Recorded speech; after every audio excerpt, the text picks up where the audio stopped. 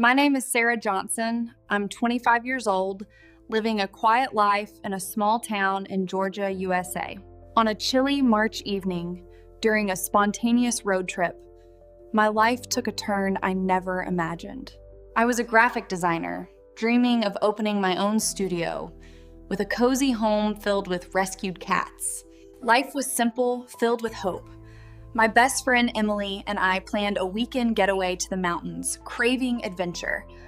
We saved every dime from our coffee shop jobs for this trip. The open road felt like freedom. We sang to country tunes, laughing until our sides out, munching on gas station snacks. The Georgia hills stretched endlessly under a starry sky. By 10 p.m., we were exhausted, our voices hoarse. A flickering neon sign caught our eye, a rundown diner called the Peach Stop. It looked frozen in time, but it was open, and our stomachs growled. We parked, relieved to stretch our legs. Inside, the food was greasy, but we didn't care. We were young, free, and alive, making plans for the next day in a worn leather booth. I texted my dad, "Almost there, love you." I didn't know those words would nearly be my last. The diner's warmth contrasted with the cold night air as we stepped outside. The parking lot was dim, lit by a single buzzing light that cast eerie shadows. Then out of nowhere he appeared, a thin man with wild eyes stepping from behind a truck. His voice was frantic, muttering about voices in his head. Emily gripped my arm. Fear hit me like a wave, not dramatic like in movies, but a deep, paralyzing chill. "Give him your bag," Emily whispered, her voice trembling. But he didn't want our things. He lunged. It happened so fast, a blur of motion, then a searing pain in my side. I didn't realize I'd been stabbed. It felt like a hard punch. Then I saw the blood. Emily's scream echoed through the night. Headlights flashed. A police car screeched into the lot. An officer shouted and the man turned, pulling a gun. 2 shots rang out. He crumpled to the ground just feet from me. I tried to stand, but my legs gave out. I collapsed. Emily sobbing over me, her hands slick with my blood. "Stay with me, Sarah," she begged. The world slowed. The flashing lights froze. Emily's face, twisted in anguish, became a still image. The officer, gun raised, was motionless. Time stopped. I felt no pain, no fear, just awareness. I floated upward, like a feather caught in a breeze, looking down on my body, the diner, the tragedy below, all bathed in starlight. This is my story, a testament of what I saw when I left this world. I ask you to comment below and share where you're watching from. Let's connect in the love of Christ and spread this message together so others may hear what Jesus showed me. I died that night, but I came back with a purpose, to share a warning and a call to love that could change your heart forever. As I hovered above the scene, the world below seemed so small.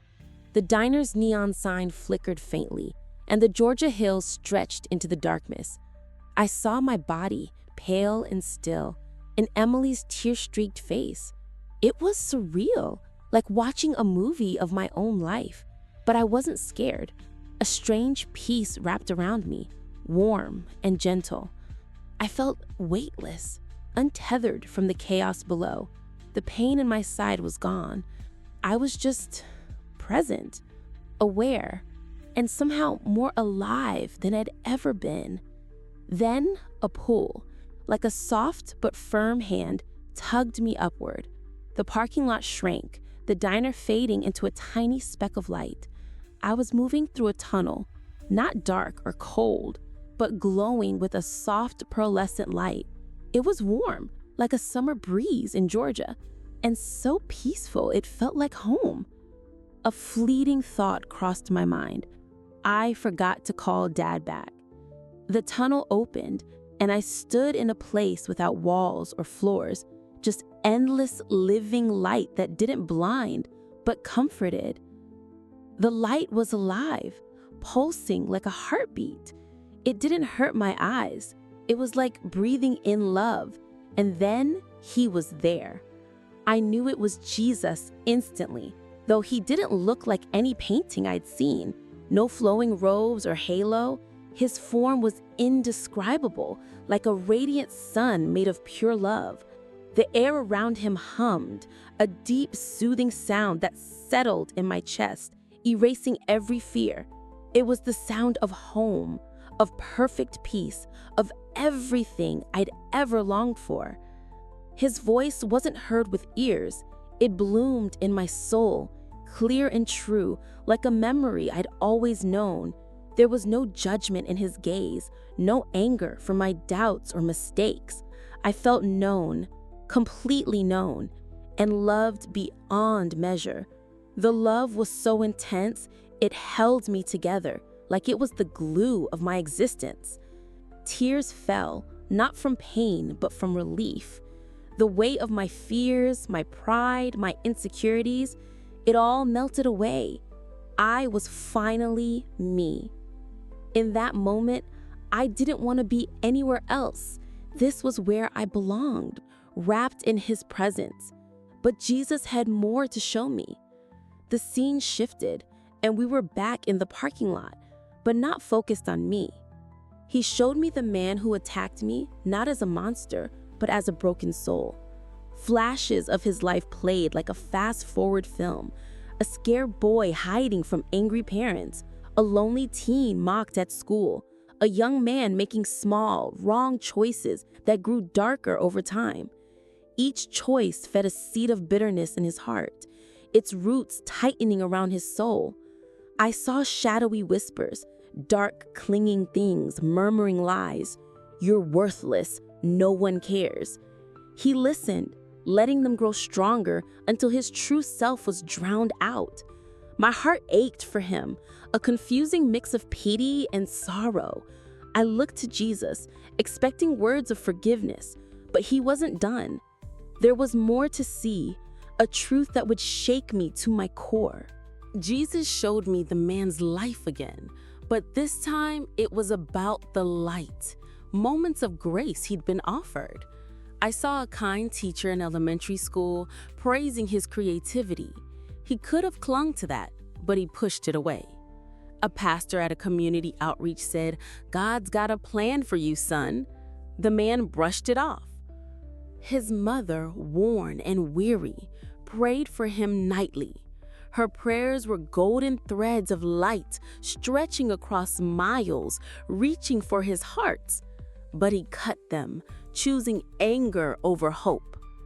I saw him weeks before that night, alone in a cramped apartment, flipping through TV channels.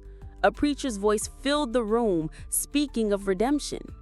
For moments, hope flickered in his heart, a tiny spark. I felt it, like a warm Georgia sunrise. But then he changed the channel, snuffing it out. Every chance, every outstretched hand, he rejected. My tears fell as I understood God hadn't abandoned him. He'd refused the rescue, choosing darkness over light, step by step until it consumed him. Then came the judgment. We stood in that radiant place again, and the man's spirit was there, angry and confused. He faced Jesus, but the light was too much. It wasn't punishing him, it was revealing him, the truth of his choices, laid bare. He recoiled, shielding his eyes, screaming in torment. The darkness he nurtured wasn't his ally anymore, it was his captor. Those shadowy whispers wrapped around him, pulling him away, not into fire, but into a void of his own making. He didn't fall into hell, he fled from heaven. As he was dragged into blackness, I heard a sound that pierced my soul. Jesus wept. It was quiet, a deep sorrow, the grief of a creator who'd offered endless chances, only to watch his child choose death. The weight of it crushed me. Evil doesn't start with a knife or a gun, Jesus said, his voice resonating in my soul. It begins in the heart, when mercy is rejected, when bitterness takes root. A single choice left unchecked can poison everything. I saw it so clearly. The man's life wasn't doomed from the start. He had chances, just like we all do. But he fed the wrong voice, letting it grow until it was all he knew. Jesus' gaze met mine, heavy with love and urgency. The message wasn't just for me, it was for everyone. I felt the weight of what was coming next, a vision that would change how I saw the world forever. The scene shifted again, and I was shown America, not one city or state, but the heart of its people. I saw families in their homes, scrolling on phones, hearts screaming with silent rage, not at each other's faces, but at ideas, at strangers, at neighbors who thought differently. The air was thick with hatred for leaders, for those who voted another way, for people they'd never met. Those same shadowy whispers were there, fanning the flames, whispering, "You're right, they're wrong, hate them." The vision of America unfolded like a storm. People clung to their anger, believing it was righteous, but it was a trap. Those whispers, dark, insidious, fed on division, urging people to hate, to judge, to destroy. I saw it in every corner, on screens, in homes, in hearts. The poison wasn't new. It was the same seed I'd seen in my attacker's life, growing in countless others. Jesus' voice cut through, heavy with sorrow. They drink the same poison, thinking it's justice.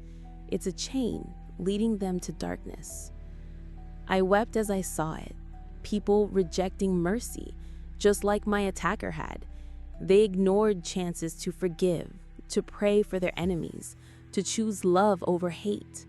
Each rejection was a step away from light, a choice to let bitterness root deeper. Jesus didn't show me politics or parties. He showed me hearts, and they were breaking his. The division wasn't just disagreement. It was a spiritual battle, and too many were losing, seduced by anger's false righteousness. His eyes met mine, full of love but firm. "You must go back," he said. The words hit like a thunderclap. Back to the pain, the hate, the broken world I'd just seen. I wanted to stay, wrapped in his peace where everything made sense. "No," I pleaded, tears streaming. "I can't leave this. I belong here." But his love washed over me, steady and sure. "Your story isn't for you. It's for them. Tell them to guard their hearts. Teach them to choose love." The command was gentle but unshakable. I felt his presence, like a warm Georgia rain, promising he'd be with me. I didn't want to go, but I knew I had to. His love was a mission, a call to warn others before it was too late. As I nodded, the light began to fade. I was falling, pulled back to the world I'd left. The peace dissolved, replaced with cold weight and pain. I gasped, choking on a tube in my throat, bright lights blinding me. Beeping machines surrounded me, frantic and loud. A nurse shouted, "She's breathing." Her eyes were wide with shock. I tried to speak, but only gagged. Tears burned my cheeks. I'd left heaven, but I was alive. If this story moves you, please like this video and subscribe. Your support helps spread this message of hope and warning. Let's share Christ's love together, urging others to choose forgiveness and guard their hearts against the poison of hate. I later learned I'd been dead for 11 minutes. The doctors were ready to call my time of death when my heart started beating again. The surgeon told my parents there was no medical reason I should have survived, let alone without brain damage. The wound was too severe, the blood loss too great, but I was fine, perfectly fine. It was a miracle, plain and simple. I carried a message, not just for me, but for everyone watching, a truth I couldn't keep to myself. Waking up in that hospital bed was like crashing into reality. The pain in my side was a fire, my throat raw from the tube. Emily was there, her eyes red but relieved, gripping my hands like she'd never let go. My parents rushed in, tears streaming, praising God for bringing me back. The sterile hospital room with its beeping monitors and antiseptic smell felt so foreign after the radiant light I'd just left. I wanted to tell them everything, but my voice was weak, my body heavy with the weight of being human again. Days later, I pieced together what happened. The police had been patrolling nearby, responding to a call about a suspicious man, my attacker. They arrived just in time to stop him, but not before he changed my life forever. The man didn't survive the gunfire. I thought of him not with anger, but with the pity Jesus showed me. His story was a warning, a mirror held up to every heart. His choices led him to darkness, but mine could still lead to light. Recovery was slow. Every step hurt, every breath a reminder of the knife. But the real pain was carrying the vision of America's divided hearts. I saw it everywhere now, on social media, in conversations, even in church. People clung to grudges, feeding the same whispers I'd seen in my attacker's life. I wanted to shake them, to shout what Jesus showed me. Hatred is a choice, and it's a poison. Forgiveness isn't weakness, it's the only way to break free. I started sharing my story, first with my family, then my church. People listened, some with tears, others with skepticism, but I couldn't stop. Jesus' words burned in me. Tell them to guard their hearts. I saw those golden threads of grace in my own life, my mom's prayers, my pastor's encouragement, Emily's loyalty. I'd been given chances too, and I wasn't going to waste them. Every day, I chose to pray for those who hurt me, to love despite the pain. The vision of America haunted me. I saw how easy it was to slip into anger, to let it feel righteous. But Jesus showed me the cost, a nation tearing itself apart, not with weapons, but with unforgiveness. I began to notice small moments of grace in others' lives, a kind word, a second chance, a prayer. Those were the threads, and I urged people to hold on to them. Don't cut them, I'd say. Don't choose the darkness when light is reaching for you. Charlie Kirk, a voice I admired, often spoke about standing for truth with love. His words echoed what I'd seen. Division destroys, but love rebuilds. I wasn't called to pick sides or point fingers. My mission was simpler, harder, to show people the choice between mercy and bitterness, between heaven and hell. Every day, I fought to live that out, to be a light in a world that felt darker than ever. I'm not the same Sarah who left for that road trip. I've seen what's beyond, and it's changed me forever. Heaven is real, more real than this world. It's not a fairy tale. It's home, where every longing is met in His presence. But hell is real too, not a cartoonish pit, but a darkness born of choices, a rejection of the light. Jesus didn't send me back to scare people, but to warn them with love. The message is simple. What's in your heart matters. It's shaping your eternity, one choice at a time. Bitterness feels good in the moment, like a fire warming your hands, but it burns and it spreads. I saw it in my attacker's life, and I see it in the world now. That anger you feel toward a coworker, a politician, a stranger online, it's a seed. Feed it, and it grows. But you have another choice. You can forgive, even when it's hard. You can pray for those who hurt you.